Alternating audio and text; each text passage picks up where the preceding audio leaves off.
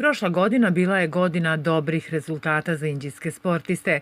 Fudbaleri, rukometašice, atletičari, strelci i mnogi drugi postizali su vrhunske rezultate u najelitnijim takmičenjima. Kup Vojvodine po drugi put osvojile su rukometašice ženskog rukometnog kluba Železničar. Želim da se zahvalim opštini na ovom priznanju, znači meni i mom klubu da ostvarimo naše ciljeve.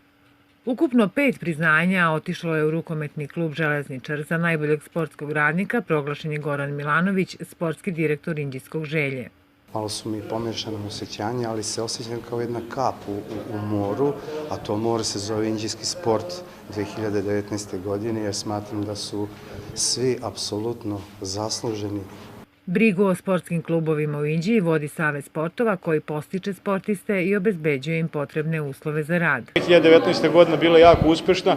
Mi smo podigli lestvicu u zahtevima prema svim klubovima koji su članovi Saveza sporta u opštini Inđija, da nas predstavljaju reprezentativno i nadamo se da će 2020. biti još uspešniji. Savetnik u Savezu sportova Srbije Miloš Marković ističe dobru saradnju sa Inđijskim sportskim savezom i kaže da je to jedan od najuspešnijih u Srbiji.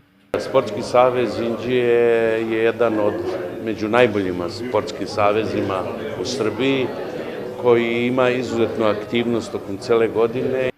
Sve aktivnosti Saveza sportova opštine Inđija podržane su od Pokrajinskog sekretarijata za sport i omladinu, rekao je Vladimir Batez, pokrajinski sekretar za sport i omladinu.